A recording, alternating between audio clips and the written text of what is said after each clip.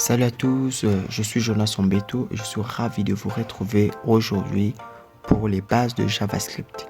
Aujourd'hui, nous allons explorer la vérification de l'égalité des nombres et découvrir ensemble ces aspects les plus passionnants.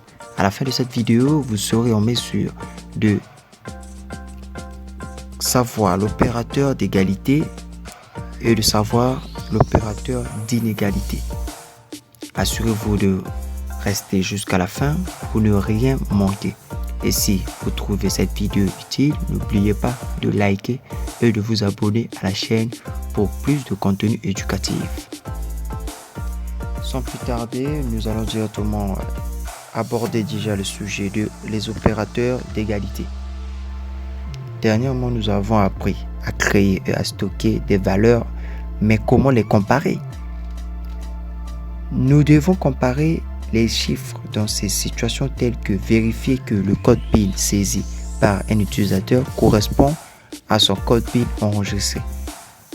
Lors de la comparaison, il n'y a que deux résultats, true ou false.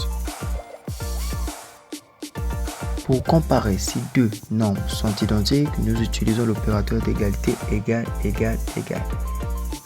Égal, égal, égal.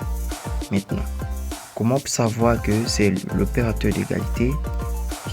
Prenons l'exemple de la variable let, compare, qui est égal à 2, égal, égal, égal, égal, 2. Point virgule, descend. On essaye de l'afficher dans la console. Console.log.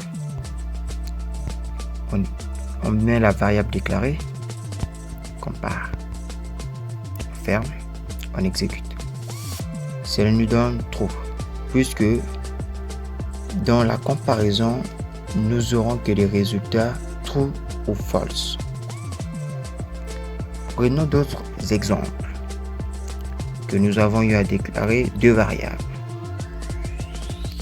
Let nombre 1 qui est égal à 4, point virgule. Let nombre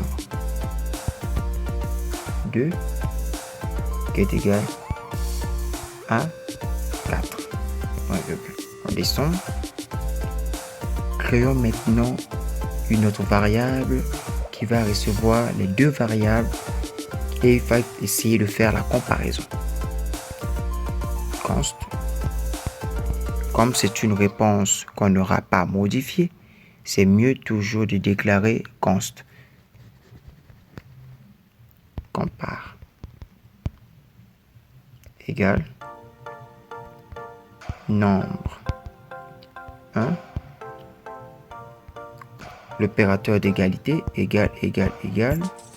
Nombre 2. Point virgule. Ici, on a affiché dans la console quels sont les résultats. Console.log.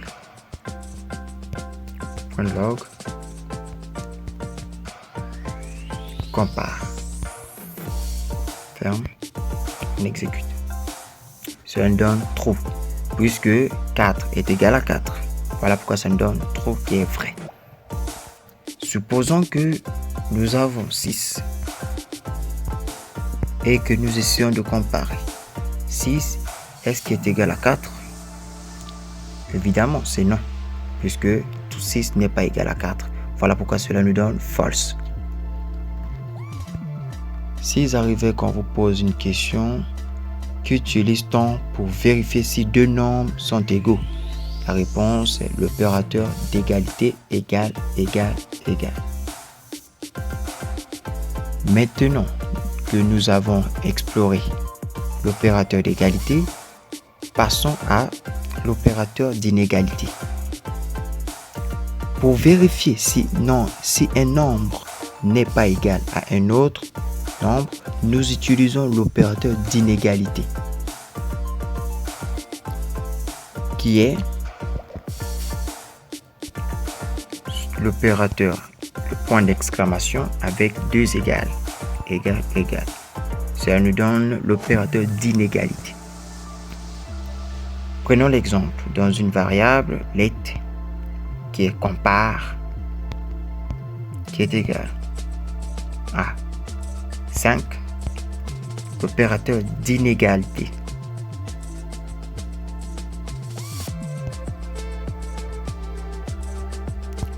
égal 6, point virgule. Et on essaie d'afficher de la console. Console.log, le parenthèse, compare. Ferme et on exécute. Ça nous donne vrai. Pas vrai puisque normalement 5 n'est pas égal à 6, mais vu que nous avons utilisé l'opérateur d'inégalité, cela nous doit donner l'opposé.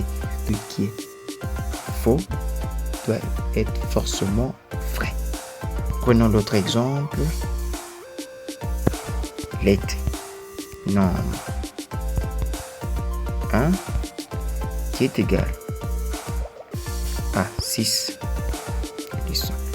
Let nombre 2 qui est égal à par exemple 4. Quand on déclare une variable const compare qui est égal nombre 1, l'opérateur d'inégalité suivi de nombre 2, en virgule, et nous avons oublié la console. Toujours, faut essayer toujours d'afficher pour comparer. Console.log, on ouvre les parenthèses, compare. Et on exécute. Ça nous donne toujours vrai puisque la comparaison n'est pas juste. Supposons que nous avons 4 qui dans l'opérateur d'égalité nous donnera vrai. Mais dans l'opérateur d'inégalité, cela nous donnera faux.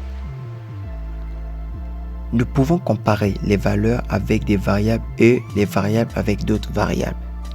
D'après de ce que nous venons de faire. Nous sommes arrivés à la fin de notre vidéo. Pour résumer, nous avons découvert l'opérateur d'égalité, l'opérateur d'inégalité. Si vous avez des questions ou des commentaires, n'hésitez pas à les poser dans la section des commentaires ci-dessous. Si vous avez trouvé cette vidéo utile, n'oubliez pas de la liker et de la partager avec vos amis ou collègues qui pourraient en bénéficier. Restez à l'écoute pour plus de vidéos sur les bases de JavaScript et assurez-vous de vous abonner à la chaîne pour ne rien manquer.